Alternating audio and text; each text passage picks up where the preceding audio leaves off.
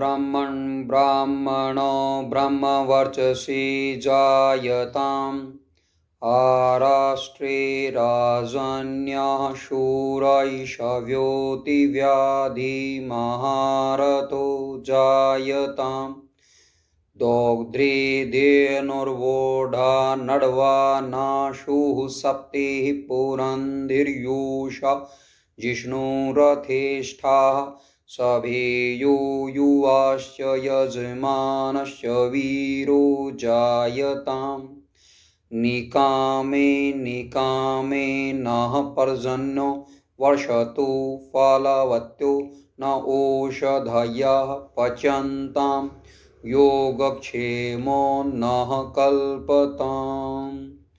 ओम। सभी को नमस्ते जी। ब्राह्मण स्वराष्ट्र में हो, द्विज ब्रह्म तेजधारी, क्षत्रिय महारथी हो, अरिदल विनाशकारी। राष्ट्रीय प्रार्थना आप सब हम सब जानते हैं। जब हम सब राष्ट्रीय प्रार्थना जानते हैं तो हम सब राष्ट्रीयता का अर्थ भी जानते हैं। राष्ट्रीयता का अर्थ बताने की मुझे लगता है अधिक आवश्यकता नहीं है। हमारे लिए राष्ट्रीयता वेद में बताई गई है। ब्राह्मण स्वराष्ट्र में हो, द्विज ब्रह्म तेजधारी। क्षत्रिय कैसे हो, गायें कैसी होनी चाहिए, महिलाएं कैसी होनी चाहिए, स्वतंत्रता कैसी होनी चाहिए, यह प्रार्थना एक आर्य लगभग प्रतिदिन अपने घर परिवार में इकट्ठे बैठ करके करता है, राष्ट्रीयता की बात करता है। अब हम हरियाणा प्रदेश की बात करते हैं। हरियाणा प्रदेश का कल 56वां संस्थापना दिवस, आज 55 वर्ष हो गए हैं। तो पूर्व संध्या पर आप और हम चर्चा और परिचर्चा कर रहे हैं। आज का हमारा विषय है Haryana the state of Aryavart, Haryana the state of unity. इसका अर्थ ये नहीं है कि जो बाकी स्टेट हैं, जो 28 स्टेट बाकी बच गए, वे स्टेट ऑफ यूनिटी नहीं है। ऐसा करने का हमारा यहाँ कोई मंतव्य नहीं है, क्योंकि कल का दिन हरियाणा के लिए है। हिमाचल का संस्थापना दिवस भी इसी रूप में किया जाता है, पंजाब भी इसी दिन, चंडीगढ़ भी इसी दिन, अन्य अन्य प्रांतों के, क्योंकि प्रांत बनाए जाते हैं, इकाई बनाई जाती है प्रशासनिक व्यवस्था के आधार पर, कुछ कुछ भिन्नताओं के आधार पर। हमें हरियाणा का देखना, हम हरियाणा के बारे में जाने, हरियाणा के बारे में जाने। आज हम अभी का विषय हमारा हरियाणा का है। हिमाचल के बारे भी शीघ्र ही अवसर प्राप्त होगा, हम हिमाचल के बारे में बात कर पाएं, पंजाब के बारे में बात कर पाएं।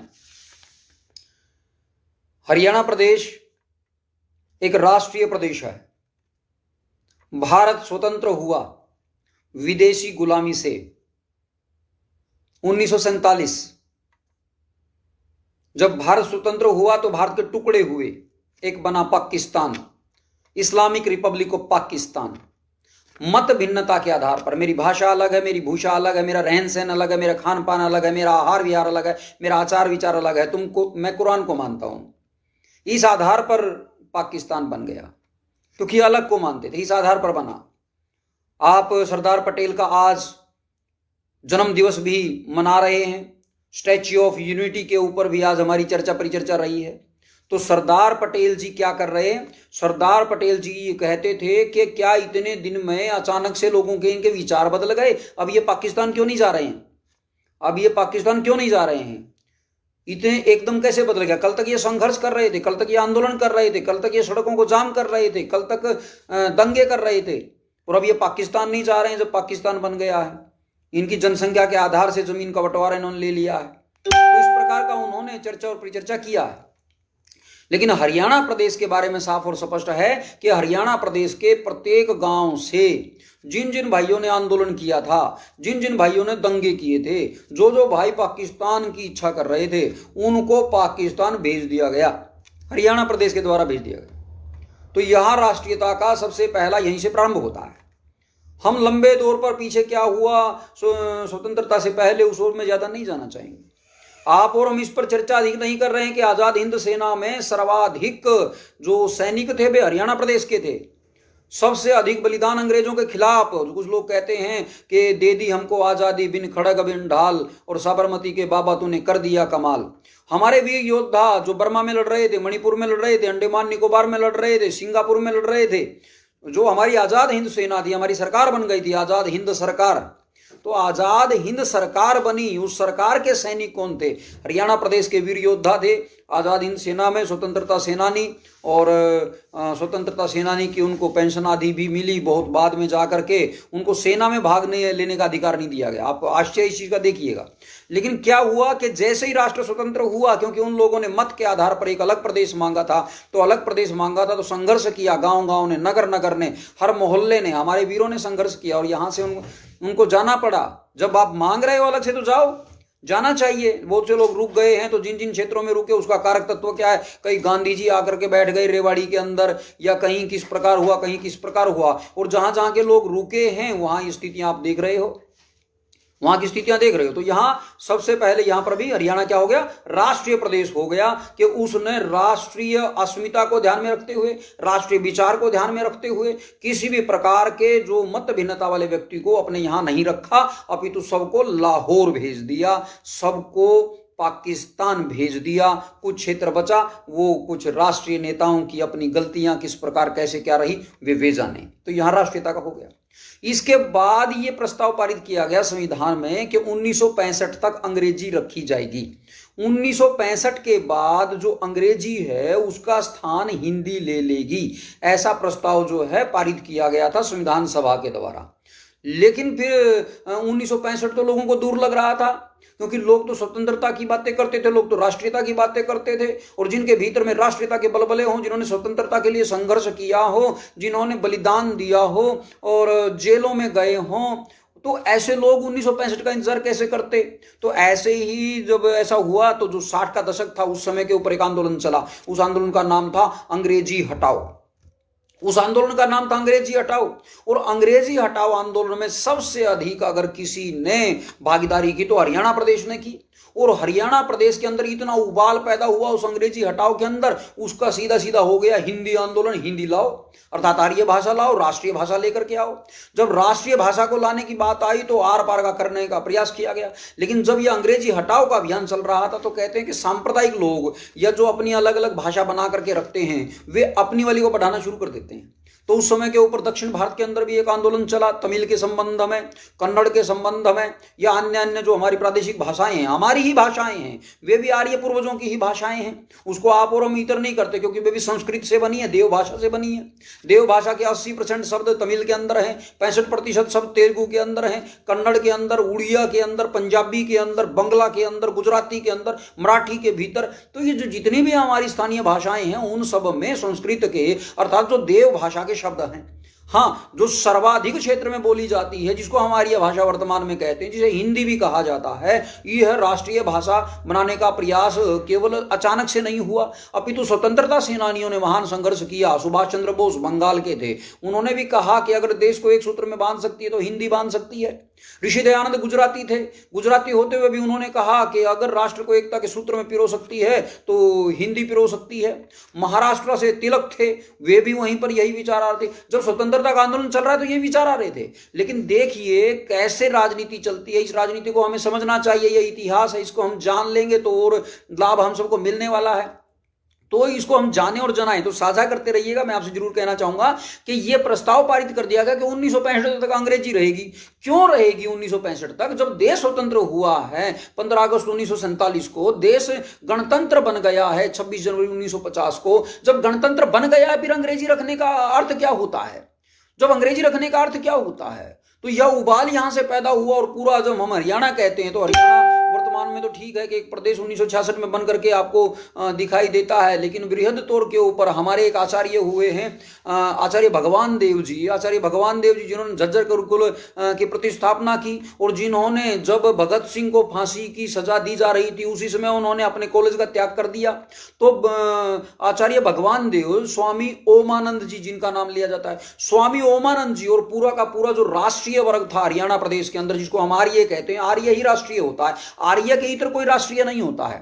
आर्य बहुत ही राष्ट्रीयता के एक एक सिद्धांत को मानने वाला है, क्योंकि वो वेद को मानने वाला है, और वेद में ही राष्ट्रीयता की परिभाषा दी गई है। ओम आ ब्राह्मण ब्राह्मणों ब्रह्म वर्चस्सी, इसी के अंदर दी गई है। तो हरियाणा प्रदेश के अंदर कुरुक्षेत्र में भी गुरुकुल, इंद्रप्रस्थ में भी गुरुकुल, और अन्य भी जो भैंसवाल के अंदर गुरुकुल है, जो कानपुर के अंदर गुरुकुल है, इस प्रकार के जितने गुरुकुलों थे, इन गुरुकुलों के अंदर एक बार बार चर्चा होने लगी कि देश स्वतंत्र हो गया, अब ये अंग्रेजी पढ़ा रहे हैं, अब ये अंग्रेजी पढ़ाया बंद होना चाहिए। अब अंग्रेजी पढ़ाने के संबंध में चर्चा परिचर्चा हुई तो इसको आंदोलन का रूप ले लिया गया, और इस आंदोलन में बलिदान दिए हैं हमारे पूर्वजों ने। हमारे पूर्वज जब जेल के अंदर गए तो जेल के बाद उनको ट्रेन में बिठा करके जब भेजा जा रहा था तो वो पटरी से उतरी अंबाला के पास, और वहां पर बलिदान हुए हैं हमारे पूर्वज, चाहे वे गुलकनी के हैं, चाहे वे बास के हैं, या अन्य क्षेत्रों के जहां जहां बहुत से लोगों ने बलिदान दिया है। बलिदान दिया किसके लिए?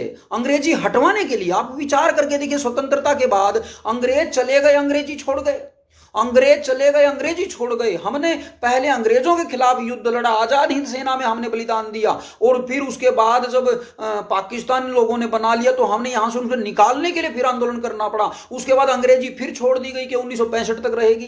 लेकिन राष्ट्रीयता का प्रतीक जो स्वभाषा होती है, और जिसको अपनी भाषा के साथ प्रेम नहीं है, तो आंदोलन किया गया। और जब आंदोलन किया गया तो उसके बाद 1963 में एक प्रस्ताव आता है संसद के अंदर। जब संसद के अंदर प्रस्ताव आता है तो वो प्रस्ताव गिर जाता है। विचार करके देखिए कि वह प्रस्ताव गिर जाता है, वह प्रस्ताव जो है पारित नहीं हो पाता है, और यह कह दिया जाता है कि 1965 के बाद भी अंग्रेजी रहेगी।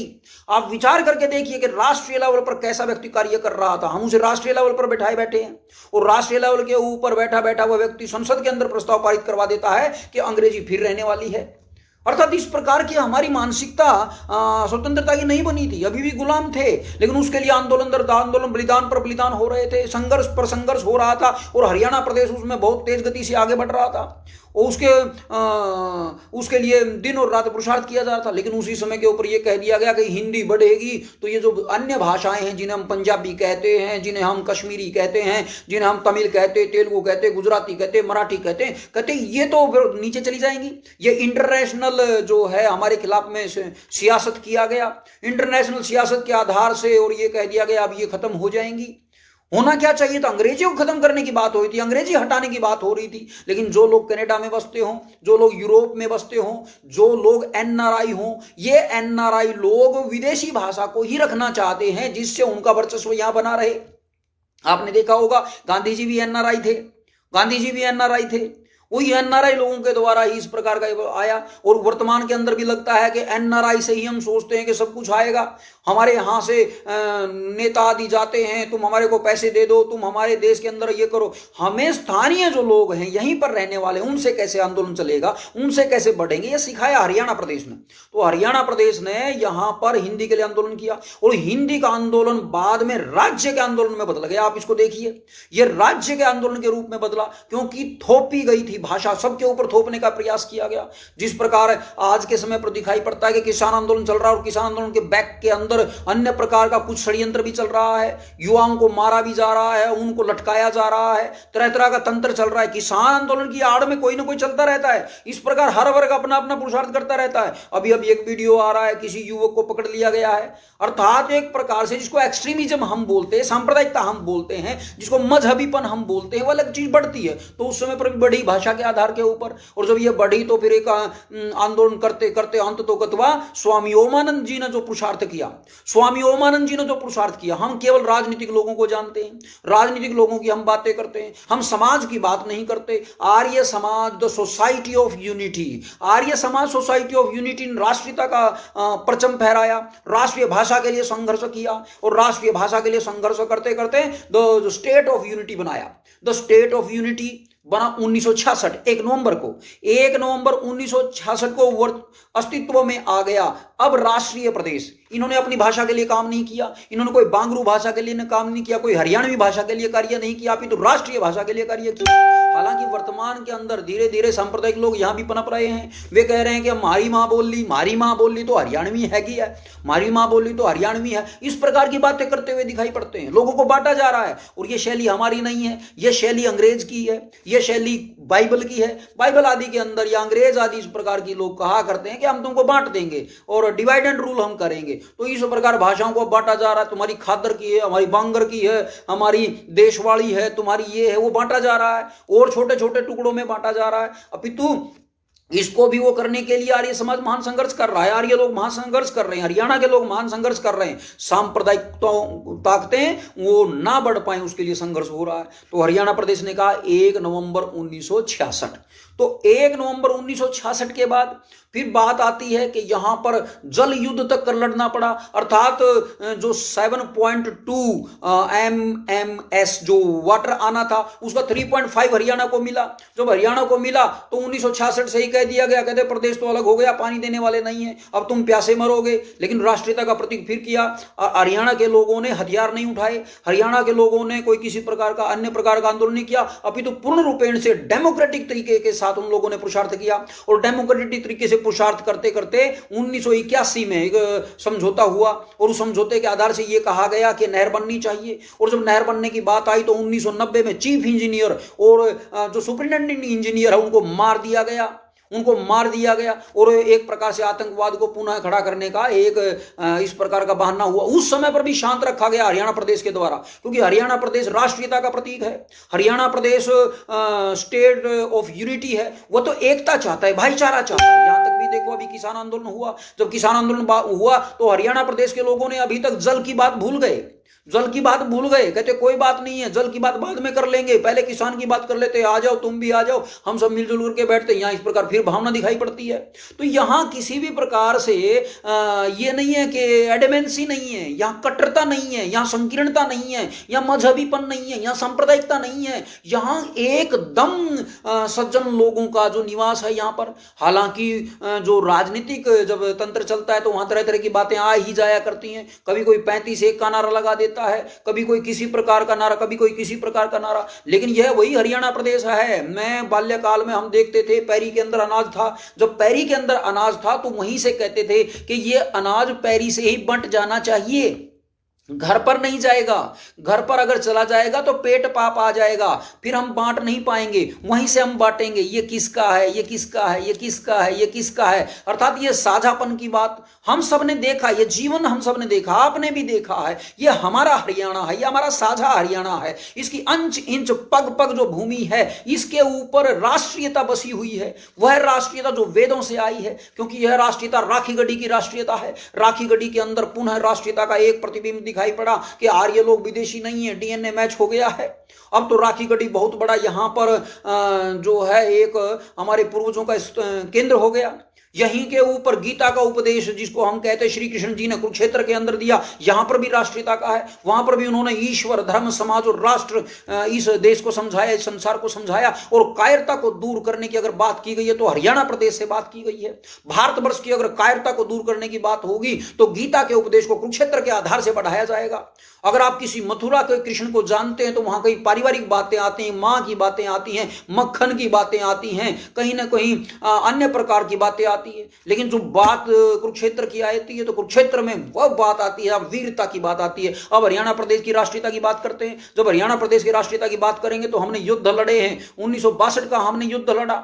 1962 के युद्ध में भी हमारे हजारों युवा बलिदान हुए हैं। जब 1971 का युद्ध हुआ, 1971 के युद्ध में भी हरियाणा प्रदेश के 300 सवा 300 जो योद्धा हैं वे बलिदान हुए हैं, जिसमें खुद मेरे ताऊ जी और मेरे मामा जी दोनों उसमें सम्मिलित हुए, बलिदान हुए मेरे मामा जी और मेरे ताऊ जी। इस प्रकार का ऐसा कौन बच्चा है, कौन युवक है जिसका मामा, फूफा, ताऊ, काका बलिदान ना हुआ हो। अभी कश्मीर के अंदर आतंकवाद चल रहा है, प्रॉक्सी वार पाकिस्तान लड़ रहा है, तो ऐसे में भी हरियाणा प्रदेश के युवाओं ने उस कश्मीर के लिए अपनी जान दी है। कुछ लोग कश्मीर का समाधान चाहते हैं। कश्मीर का समाधान सीधा साफ स्पष्ट है। जिन पिताओं ने बलिदान दिया है, चाहे बांग्लादेश के 1971 के मुक्ति आंदोलन में, चाहे 1962 के युद्ध में, चाहे 1965 के युद्ध में, चाहे 1948 के युद्ध में और कारगिल के युद्ध में भी 100 से अधिक हमारे यहाँ के वीर योद्धा जो है बलिदान हुए। उन योद्धाओं के परिवारों को कश्मीर में बसा दिया जाए, उनके परिवारों को सेब के बाग दे दिए जाएं, उनके परिवारों को वहां के पेट्रोल पंप दे दिए जाएं, उनको वहां गैस की एजेंसी दे दी जाए, उनके वहां के कारोबार में हिस्सा दे दिया जाए। बलिदान दिया है तो इस प्रकार का हरियाणा प्रदेश ने राष्ट्रीयता का प्रतीक वहां पर भी किया। तो इन युद्धों के अंदर भी हम सबको यह देखने को आया है। तो हम सबको यह देखना पड़ेगा कि राष्ट्र की रक्षा के लिए, जिसे हम जय जवान कहते हैं, चाहे जय किसान कहते हैं, जब हरित क्रांति की बात आती है तो हमने अपने वनों को काटा है, हमने अपने वनों को काटा है, हमने पेड़ पौधों को काटा और काट करके हमने इस राष्ट्र का पेट भरा है। जब ये बात चली जय जवान और जय किसान, जय जवान और जय किसान की जब बात चलती है तो हमने पेट भरा, राष्ट्र का पेट भरा है। हमने ये ख्याल नहीं किया कितने प्रतिशत भूमि के ऊपर वन है, कितने प्रतिशत भूमि पर वन नहीं है।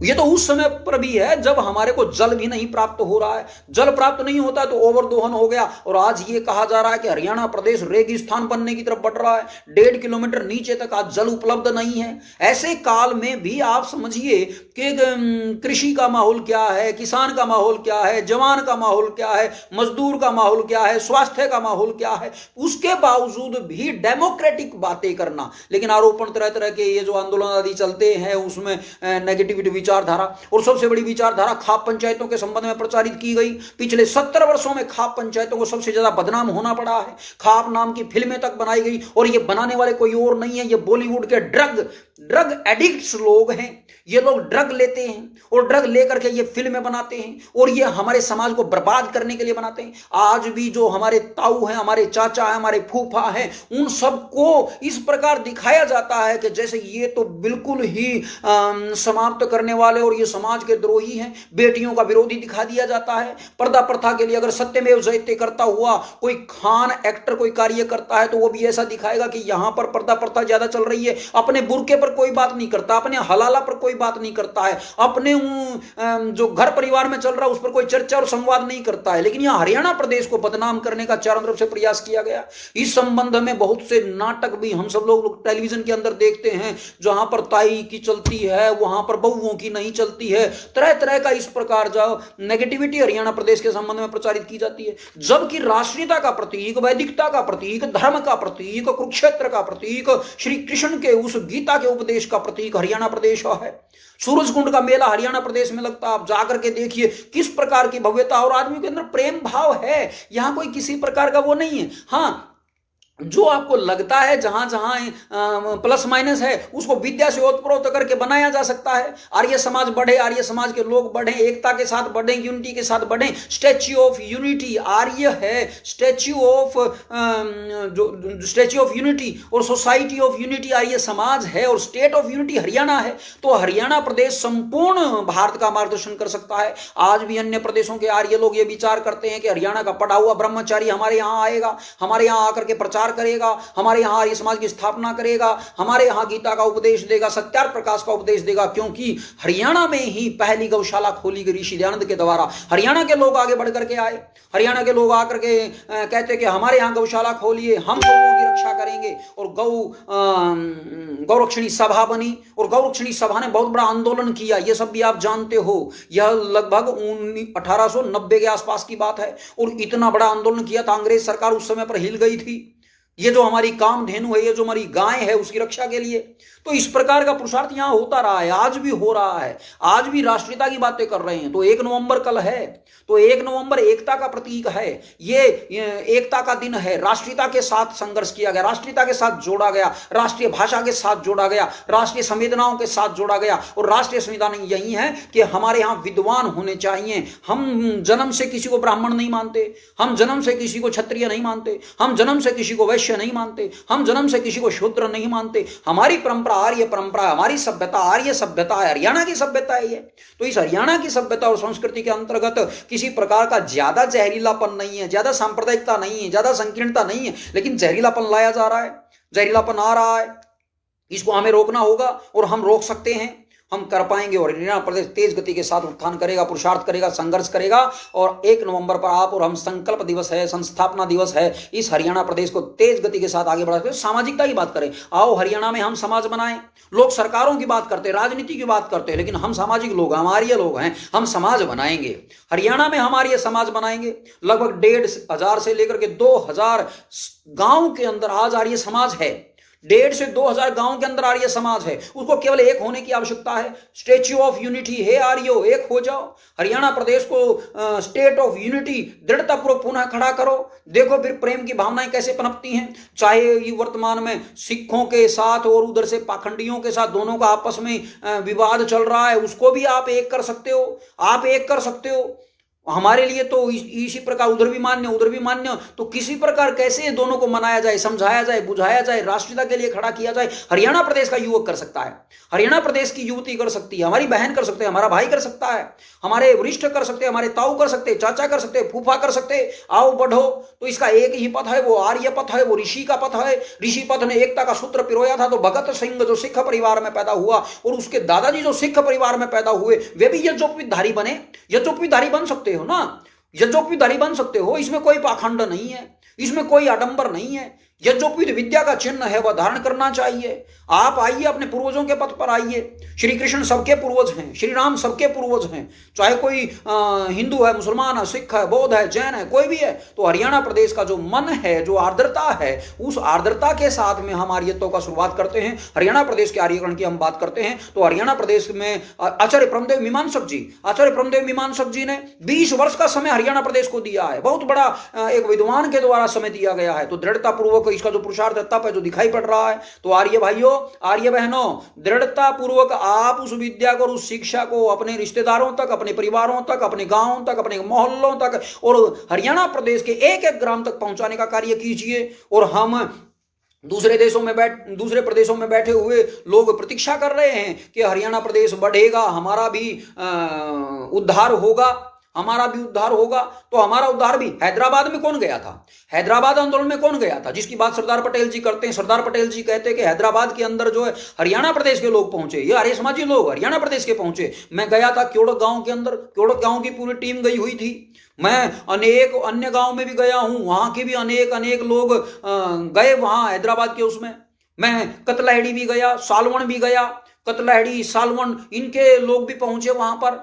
और पूरा हरियाणा प्रदेश उठ करके, क्योंकि स्वामी ओमानंद जी संघर्ष कर रहे थे, स्वामी ओमानंद जी संघर्ष कर रहे थे, चौधरी छोटूराम जी संघर्ष कर रहे थे। तो उन लोगों ने संघर्ष किया उस काल में और पूरी तरीके से विलय जो है सुनिश्चित किया। हरियाणा के इस वीर योद्धाओं ने, हाँ दूसरे प्रदेशों के लोग भी गए, लेकिन हरियाणा का योगदान बहुत बड़ा, चाहे वो आजाद हिंद फौज में हो, चाहे हैदराबाद की रियासत को मिलाने में हो, चाहे अन्य 562 रियासतों को भारत में मिलाने में हो। तो जो आर्य लोग हरियाणा प्रदेश के थे, उनका बहुत बड़ा संघर्ष रहा है और अग्रणी रहे हैं और आगे भी रहेंगे। आइए संकल्प लीजिए, 1 नवंबर, कल 1 नवंबर है, तो 1 नवंबर को एकता का सूत्र हम पिरोएंगे। तो एकता के सूत्र के साथ नया अंबर आएगा, नव भारत बनेगा, नया भारत बनेगा और उसका नेतृत्व हरियाणा करेगा, उसका नेतृत्व हरियाणा करेगा, हरियाणा का नौजवान करेगा, हरियाणा की बहन करेगी, हरियाणा की बेटी करेगी और कर भी रही है। ओलंपिक में जाकर के देखो ओलंपिक की स्थितियां क्या हैं। ओलंपिक में अगर खिलाड़ियों में सबसे ज्यादा इनाम लेने वाले कहां के हैं, अगर भाला फेंकने वाला सबसे दूरी तक है तो वो कहां का है,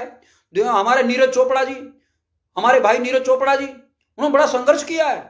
बड़ा संघर्ष करके देखिए, लोग कहते हैं कि नहीं ऐसे नहीं। हमारे पहलवानों को देखिए, हमारे पहलवानों को देखिए कितना पुरुषार्थ कर रहे हैं, कितना पुरुषार्थ कर रहे हैं, कितना संघर्ष कर रहे हैं। गांव गांव में अखाड़े बने हुए हैं और उनका खान पान क्या है, हरी भरी हरियाली वाला, फल फूलों की डाली वाला, हट्टे कट्टे लोग, यहाँ के दूध दही का खाना। तो हमारी मूल परंपरा यही है। ये तो शराब पिलाई जा रही है, आप कोई कह रहा 6 ग्राम चरस भी दे देंगे, अब हम गांजा भी दे देंगे, अफीम भी दे देंगे और अलाउड कर देंगे 4 बोतल बोर्ड का काम मेरा रोज का। ये जो कंपनियों के द्वारा इस प्रकार की ऐड करवा करके हमारे भाइयों से ही गाने गवाए जाते हैं और हमारे भाइयों को मारा जाता है। उन भाइयों को शराब, सारा दिन वो मेहनत करता है, रेडी लगा रहा है, सारा दिन वो रेडी लगा रहा है, वह खेती कर रहा है, वह मजदूरी कर रहा है और रात को जब वो घर पर आ रहा आता है तो गांव के ही उस प्रवेश से पहले वहां पर लोग कहते हैं कि मंदिर में चढ़ावा नहीं करना चाहिए, ठेके पर चढ़ावा नहीं करना चाहिए, वो ठेके पर सारा चढ़ा देता है। लोग कहते हैं पिताजी पियो ना आप शराब, मेरे लिए ला दो एक किताब। बिगाड़ा जा रहा है हरियाणा को, राष्ट्रीयता से दूर किया जा रहा है, शराब के साथ में, चरस के साथ में, गांजा के साथ में, इंजेक्शन के साथ में। कभी हम सुनते थे कि उड़ता पंजाब या तो उड़ता हरियाणा भी इसी प्रकार। तो दोनों के दोनों, बड़ा भाई छोटा भाई, 1 नवंबर मिलजुल करके पुरुषार्थ करें, हरियाणा और पंजाब। हिमाचल भी 1 नवंबर को ही इसी प्रकार अस्तित्व में आया, हिमाचल भी संघर्ष करे। चंडीगढ़ का भी स्थापना दिवस 1 नवंबर है, मिलजुल करके चारों प्रदेश संघर्ष करें, पुरुषार्थ करें, सभ्यता और संस्कृति को आगे बढ़ाएं। गुरु नानक जी ने महान पुरुषार्थ किया, महान संघर्ष किया, एक ओंकार की बात बोली, ओम की बात बोली, जोड़ने की बात बोली, एकता की बात बोली। कृत करो ते वंड छको, कर्म करो, कर्म करके खाना है तो कर्म करके खाने वाला ये देश है, कर्म करके खाने वाला ये प्रदेश है, यह राष्ट्रीय प्रदेश है। और अन्य सभी प्रदेश इस दिन अधिक से अधिक शुभकामनाएं दें। अन्य आर्य जो अन्य प्रदेशों से हैं वे भी अधिक अधिक शुभकामनाएं दें हरियाणा प्रदेश के इस संस्थापना दिवस पर। और हरियाणा के लोग मिलजुल करके संघर्ष करें और इस देश को पुनः विश्व के अंदर आच्छादित करने के लिए, क्योंकि हमारे को चाहिए नेशन ऑफ यूनिटी। तो स्टेट ऑफ यूनिटी एक प्रदेश, दूसरा प्रदेश स्टेट ऑफ यूनिटी, तीसरा प्रदेश state of unity, 28 state of unity बनेंगे, द स्टेट ऑफ आर्यवर्त बनेंगे और ये देश आर्यवर्त बनेगा तो निश्चित जानिएगा कि इस विश्व का भी हम आर्यीकरण कर सकेंगे और यूनाइटेड नेशंस का भी हमें मार्गदर्शन करना ही है। और उसका मार्गदर्शन आर्य ही कर सकते हैं, आर्यों के इतर कोई नहीं कर सकता। और उसका नेतृत्व हरियाणा प्रदेश का वह युवा करेगा, हरियाणा प्रदेश की बहन करेगी। अपनी बौद्धिकता को बढ़ा ले जाइए। बहुत समय लंबा हो गया है कि हमारे कंधों का प्रयोग दूसरे लोग कर जाते हैं, वर्तमान में भी संभवतः कहीं ना कहीं कर रहे हो। अपनी बुद्धि का खुद प्रयोग करो। आप उन राजाओं की संतान हो, उन ऋषियों की संतान हो, उन मुनियों की संतान हो, श्री कृष्ण की संतान हो, अर्जुन की संतान हो, युधिष्ठिर की संतान हो, तो व्यास जी की आप संतान हो, सरस्वती नदी यहीं पर बहती आई है। तो इस प्रकार का आप और हम मिलकर के संघर्ष करते और ये जो सिविलाइजेशन है, सभ्यता है, आर्य सभ्यता और संस्कृति है, इसका पुनरुत्थान करेगा हरियाणा प्रदेश। और हम हरियाणा प्रदेश का एक एक नौजवान, एक एक भाई, एक एक बहन तो अधिक से अधिक साझा कर दीजिए। अगर किसी कोई शंका है तो पूछ लीजिएगा। किसी प्रकार का कोई भी क्वेश्चन है आपके भीतर में मन में आ रहा है, पूछ लीजिएगा। हमारे को दृढ़ता पूर्वक इसके ऊपर कार्य करना पड़ेगा, एक एक भाई को कार्य करना पड़ेगा, जात बिरादरी सब छोड़कर। क्योंकि आर्य क्या होता है, वो जन्मजात को नहीं मानता है, आर्य जन्मजात को नहीं मानता है। आर्य तो कहता है कि नहीं, मिलजुल के बढ़ेंगे। हाँ, करना भी चाहिए। तो इस पुरुषार्थ को आप और हम शुरू कर सकते हैं। राष्ट्रीय भाषा हमारी,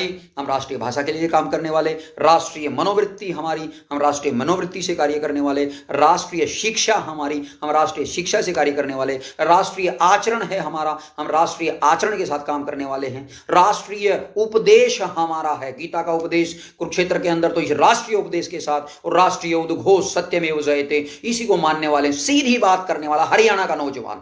नौकरी नहीं मिलती अपने ही गुड़गांव के अंदर, अपने ही फरीदाबाद के अंदर, अपने ही शहरों के अंदर हरियाणा के युवक को नौकरी नहीं मिलती, क्योंकि वो सीधी बात बोलता है, साफ बात बोलता है, सच्ची बात बोलता है, सत्यार्थ प्रकाश की बात बोलता है, ऋषि की बात बोलता है, वेद की बात बोलता है। नौकरी नहीं मिलती क्योंकि हम नौकरी के लिए नहीं बने हैं, हम नौकरी के लिए नहीं बने हैं, हम बने हैं इस विश्व का मार्गदर्शन करने के लिए, इस विश्व को प्रबंधन करने के लिए। तो आइए, लेकिन उसके लिए आवश्यकता है अकेले अकेले ना भटकें, मिलजुल करके एकदम संगठित होकर के। उत्तम खेती मध्यम बान, कठिन नौकरी भीख न दान। उत्तम खेती, आप और हम खेती का मतलब कर्म करके करना है। तो खेती का मतलब ये नहीं है कि हम हरियाणा प्रदेश में ही करते रहेंगे, ऑस्ट्रेलिया में जाएंगे वहां पर भी खेती करेंगे, हम कनाडा में जाएंगे वहां पर भी खेती करेंगे, अमेरिका करेंगे वहां भी खेती करेंगे। उत्तम खेती मध्यम बान, व्यापार दूसरे नंबर पर आता है, लेकिन लोगों ने व्यापार को आज बहुत बड़ा बना दिया है। लेकिन आज भी व्यापारी देखता है खेती बड़ी है, और जब किसान आंदोलन चलता है तो जो आड़ती हैं वे भी किसानों के साथ करके खड़े हो जाते हैं। तो इस प्रकार आप उसको समझिए, उत्तम खेती मध्यम बान, कठिन नौकरी। और नौकरी तो बाद की बात होती है। भीख नादान और भीख मांगना हमारे प्रदेश का कार्य नहीं है। राष्ट्रीय प्रदेश है, भीख मांग करके हम खाने वाले लोग नहीं हैं, कर्म करके पुरुषार्थ करके खाने वाले लोग हैं। 10 नौओं की कमाई जिसको बोला जाता है कि 10 नौ नाखून, 10 नाखूनों की जो कमाई है हम उसको करने वाले हैं। तो बढ़ेंगे आगे वेद विद्या के साथ, धर्म के साथ, न्याय के साथ, आर्य पथ के साथ। हरियाणा का पथ आर्य पथ, हरियाणा का पथ ऋषि पथ, हरियाणा का पथ राष्ट्रीय पथ। 1 नवंबर की बहुत बहुत हार्दिक शुभकामनाएं आर्य महासंघ की ओर से, आर्य समाज की ओर से सभी बहनों को, सभी भाइयों को, सभी प्रदेशवासियों को बहुत बहुत शुभकामनाएं। आप आगे बढ़ें, आपका जीवन सफल बने, आर्य पथ पर आप आएँ, आर्य पथ पर अपने गांव को ला पाएँ, आर्य पथ पर आप पूरे हरियाणा प्रदेश को ला पाएँ। आपको बहुत बहुत शुभकामनाएं। साझा कर दीजिएगा। साझा करते हुए फिर आप और हम चलें। धन्यवाद, बहुत बहुत धन्यवाद। और कल आप भी अपनी वीडियो जारी कर सकते हैं, आप अपनी लेख जारी कर सकते हैं। हरियाणा प्रदेश को आप और हम सभ्यता और संस्कृति का हब बना देंगे, केंद्र बना देंगे।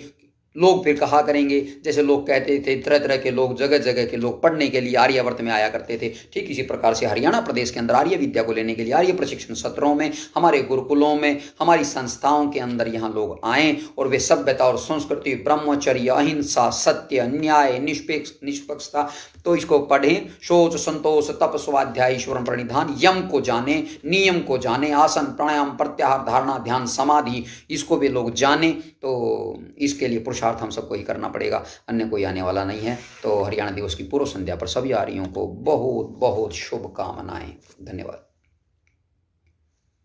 नमस्ते जी। जय हरियाणा, जय हरियाणा, जय हरियाणा, जय भारत, जय भारत, जय भारत।